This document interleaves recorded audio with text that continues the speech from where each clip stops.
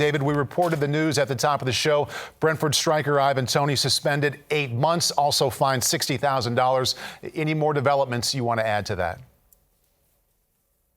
Well, I think we just need to remind our audiences this is seismic news for the Premier League, for Brentford and for Ivan Toney, who's one of the top players. 8 months, we won't see him in competitive action until January. He won't even be able to train, Paul, until 4 months into his ban, which will be September, I believe. And this really is significant. 262 breaches of the FA's betting rules, 30 were knocked off, so it was 232 in total. And what's going to be really crucial here is to see the written reasons, we hope, in the coming days, because we've got to respect the sensitivities around this. We don't know if Ivan Toney was betting on his own matches. We don't know if he was guilty of insider trading. And we don't know if he has a problem. And that's a real issue in this, which I'll come on to talk about in a moment. There are reports here today, Paul, that the FA, the Football Association, has applied to FIFA to extend this ban worldwide, which would mean he would not be able to make a move and play in a different country.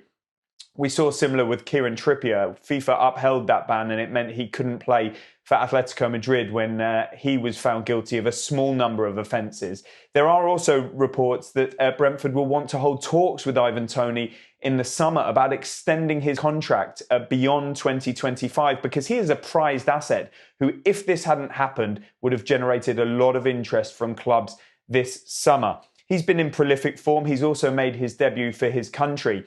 And Brentford must now look how to replace him for this interim period. They got Johan Wissa, Brian Mbeumo, and also they brought in Kevin Schade on loan with an obligation to buy. But what this has really drilled home, Paul, is football's relationship with gambling. Brentford have a gambling firm on their front of shirt sponsorship. Premier League clubs will move away from that in 26 to 27 season.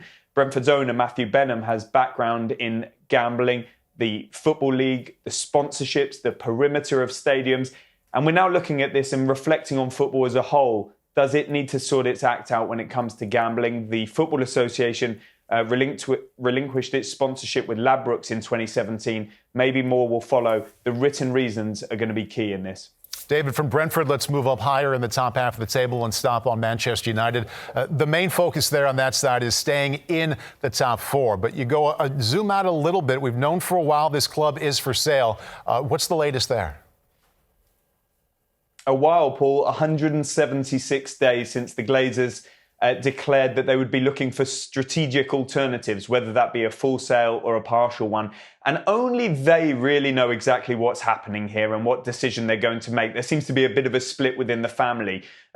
Joel Glazer and Avram, who are the most active on Man United, want to stay in some capacity. Some of the other siblings want to sell. The sense I am getting is that the end could be in sight, not too far away, and that some capital investment is coming. We just don't know if that will be a full or a partial sale.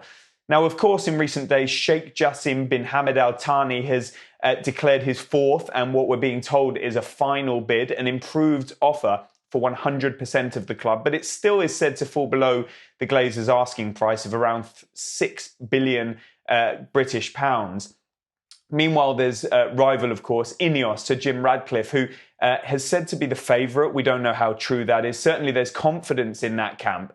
And he would be to partner initially with the Glazers and then a full takeover in the future. So these are high stakes, of course, and it's really affecting Manchester United because until we have clarity on this, they're restricted in the transfer market. The sense I'm getting is that they can't buy until they sell. And that really is an issue for Erik ten Hag as he looks to improve his squad. He wants a striker. He wants a midfielder, maybe a defender too. They've got contract situations, Marcus Rashford, David De Gea, Diogo Dalot, and they can't do a lot until there's some clarity on the ownership front. So he and the hierarchy at Manchester United will certainly be hoping to clear this up sooner rather than later as they look to get a second trophy with the FA Cup following their League Cup earlier in the season. And David, again, finally, another move up higher into the top half of the table with Arsenal. Mm-hmm. Their goalkeeper, Aaron Ramsdale, has had a very good season. Why is he in the news today? 3-year contract for him, Paul. It's a new deal. It takes him to 2026 with the option to extend to 2027, which is actually only a 1-year extension on what he already had. So essentially they're putting a bit longer on the deal and no doubt giving him a pay rise. And he deserves it because he's been fantastic, ever present in the Premier League for Arsenal, 13 clean sheets, which is only behind David De Gea and Alisson Becker. He has played for his country as well on 3 occasions. And what it does is follow Gabriel Martinelli in signing a new contract and it being announced. Bukayo Saka has agreed a new contract. It hasn't quite been announced yet, but I think that's going to be coming in the days or weeks ahead. And then they're also trying to work Arsenal on William Saliba. There's no breakthrough yet on that one. What it shows is that Arsenal are investing in existing talent, but they're not done there. They want to invest in new talent as well. And I think they'll have a busy transfer market because the Kroenke family have shown that they are prepared to invest. Arsenal will have Champions League football to up the revenues. And also they may sell players as well. They could raise significant funds that will allow them to invest in their midfield. The likes of Declan Rice and Moises Caicedo have been heavily linked. Mason Mount as well. Maybe a couple of players in there. A right back maybe too. Some cover in the wide areas of attack. So these are really busy times at the Emirates Stadium and they'll want to strike while the iron's hot. Now they're onto a good thing. They'll want to build on their progress under Mikel Arteta and really build an era of success or at least competitiveness at the Emirates Stadium.